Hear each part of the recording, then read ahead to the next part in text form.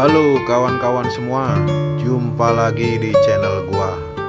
Kali ini gua akan bercerita mengenai kasus pembunuhan disertai pembakaran terhadap seorang asisten dokter di wilayah Cisauk, Kabupaten Tangerang.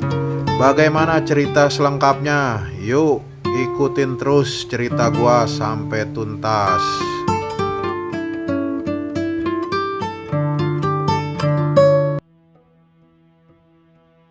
Hari itu Jumat tanggal 9 Juli tahun 2021, sekira pukul 6 pagi, Muslim warga Suradita Cisauk seperti biasa pergi ke kebun singkong miliknya. Setelah sampai di lokasi, ia melihat kepulan asap dari salah satu sudut kebun singkongnya. Bergegas Muslim mendatangi kepulan asap tersebut. Alangkah terkejutnya Muslim ketika itu melihat sesosok tubuh manusia yang sudah hangus terbakar. Muslim pun segera memberitahu warga lainnya. Seketika kebun singkong Muslim ramai dikunjungi warga yang ingin melihat kejadian itu. Lalu polisi pun segera datang dan mengevakuasi jasad yang sudah terbakar hangus tersebut. Dari identifikasi awal, polisi dan warga tidak mengenali jasad tersebut. Bahkan untuk menentukan jenis kelaminnya saja, polisi tidak bisa menentukannya. Polisi awalnya mengira bahwa jasad itu adalah seorang laki-laki karena di sekitar lokasi ditemukan identitas atas nama Muhammad Amin asal Grobogan, Jawa Tengah. Akhirnya polisi membawa jasad yang sudah tidak dikenali itu ke Rumah Sakit Polri Kramat Jati. Berita tentang penemuan mayat yang sudah terbakar itu cepat tersebar, sampai akhirnya ada seorang warga bernama Ajis berusia 45 tahun mendatangi lokasi. Ia khawatir mayat tersebut adalah anak perempuannya yang belum pulang dari bekerja sejak semalam.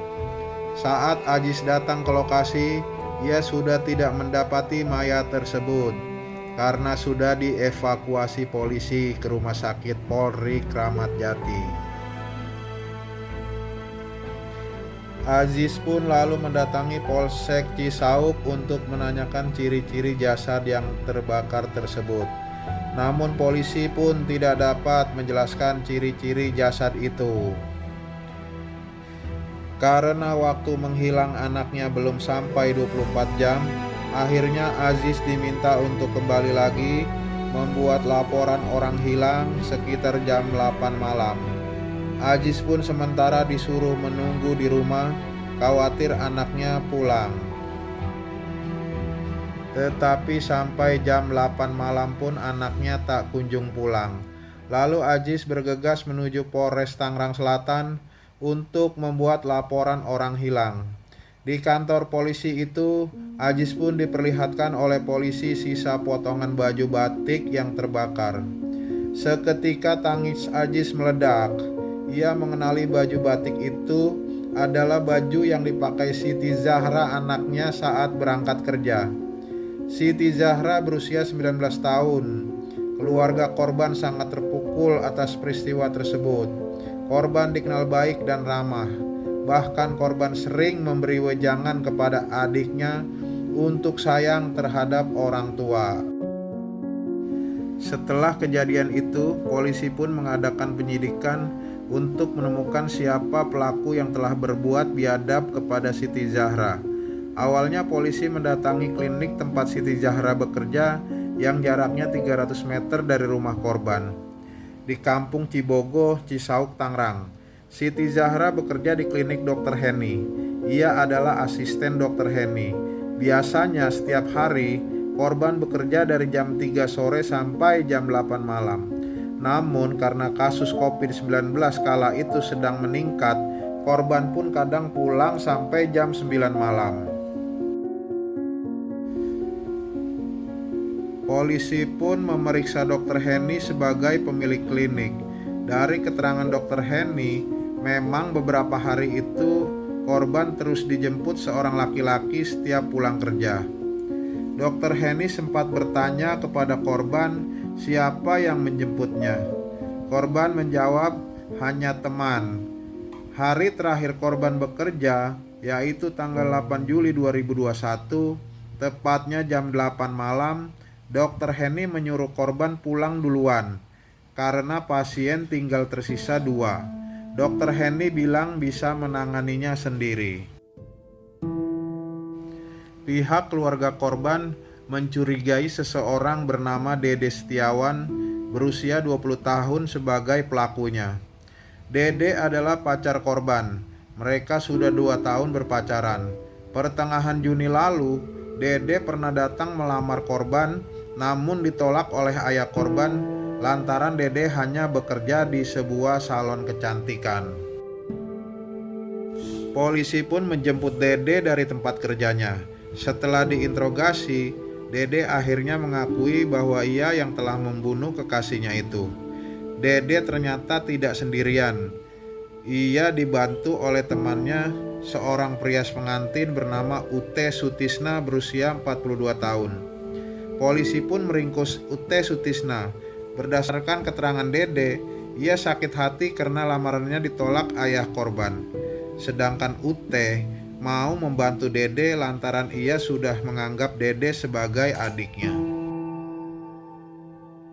Dalam rekonstruksi, terungkap bahwa pembunuhan itu sudah mereka rencanakan 3 hari sebelumnya, tepatnya tanggal 5 Juli tahun 2021. Mereka sudah menentukan lokasi pembunuhan dan sudah menyiapkan alat bantu untuk melakukan pembunuhan itu. Malam itu, selepas kerja, korban Siti Zahra dijemput Dede dengan motor. Dede membonceng korban. Sesampainya di lokasi, ternyata sudah menunggu teman Dede, yaitu Ute Sutisna. Dede dan Siti Zahra ngobrol-ngobrol ringan. Tiba-tiba mereka terlibat cekcok dan bertengkar. Dede dibantu Ute mencekik leher korban, hingga akhirnya korban tewas.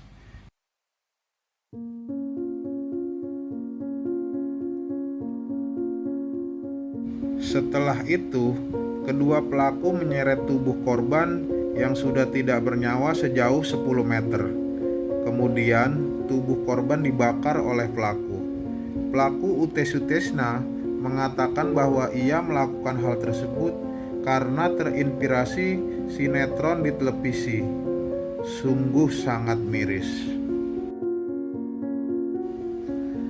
Kedua pelaku dijerat Undang-Undang Pembunuhan Berencana dengan ancaman maksimal hukuman mati. Setiap orang tua tentu ingin memberikan yang terbaik untuk anaknya. Wajar saja saat orang tua Siti Zahra menolak lamaran Dede Setiawan.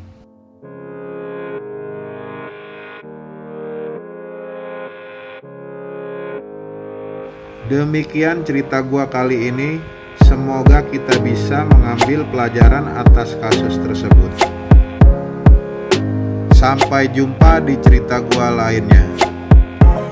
Terima kasih.